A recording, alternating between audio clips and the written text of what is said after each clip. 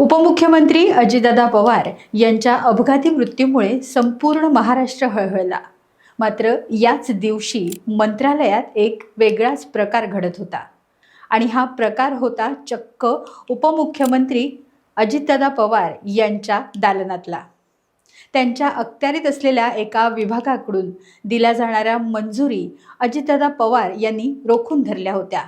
मात्र त्यांच्या निधनाच्याच दिवशी दुपारी 3:09 या प्रकरणाला मंजुरी देण्यात आल्याचं आता समोर आलं आहे।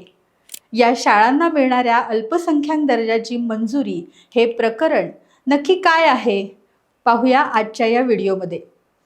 त्याचबरोबर अजितदादा पवार यांनी या फाईल्स का रोखून धरल्या होत्या आणि आता या मंजूर फाईल्समुळे पुढे काय होणार या सगळ्याबाबतच आज आपण माहिती घेणार आहोत टाइम्स डिजिटलच्या आजच्या व्हिडिओमध्ये।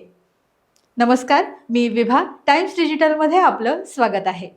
शासनाच्या सर्व शिक्षा अभियानांतर्गत सर्व स्तरातील मुलांना शिक्षणाचा अधिकार आहे। सर्व स्तरातील मुलांना समान अधिकार मिळावा यासाठी मोठमोठ्या इंटरनॅशनल दर्जाच्या शाळांमध्ये आर्थिक मागासवर्गातील मुलांनाही शिक्षण घेता यावं यासाठी प्रत्येक शाळेत एक विशिष्ट कोटा आरक्षित करण्यात येतो।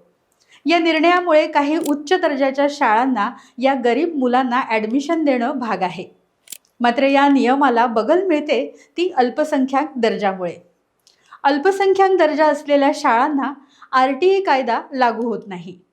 या शाळांमध्ये 25% गरीब विद्यार्थ्यांना प्रवेश देण्याचं बंधन नाही।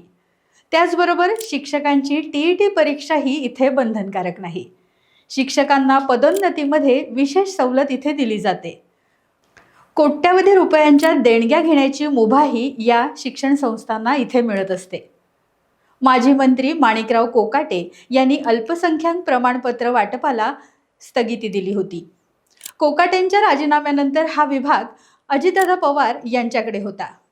शाळांना अल्पसंख्याक दर्जा देण्यात येत असतो तेव्हा होत असलेली अनियमितता तसंच गैरप्रकार यामुळे अजितदादांनी या संदर्भातील काही फाईल्स रोखून धरल्या होत्या।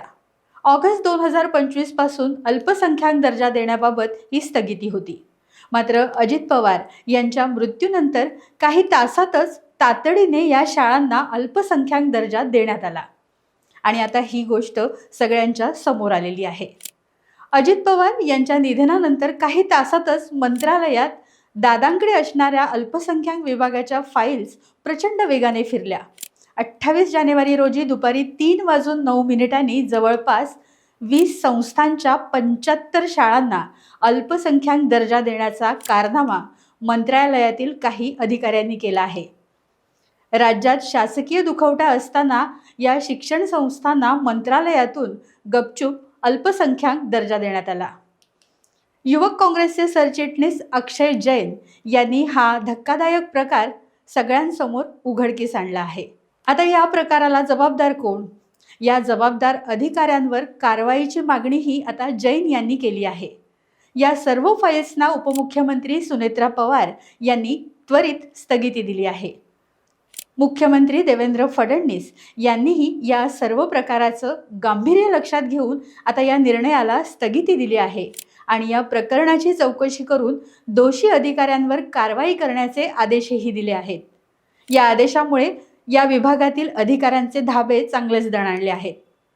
ऑगस्ट महिन्यापासून असलेली स्थगिती डावलून प्रमाणपत्र वाटपाचे आदेश यामागे नक्की कुणाचं डोकं आहे? याबद्दल तुम्हाला नक्की काय वाटतं? तुमचं मत काय आहे हे आम्हाला नक्की कळवा। आम्ही कमेंट्स बॉक्समध्ये तुमच्या मतांची वाट पाहत आहोत। टाइम्स डिजिटलला लाईक करा, शेअर करा, सबस्क्राईब करा आणि बेल आयकॉन दाबायला विसरू नका। Times digital.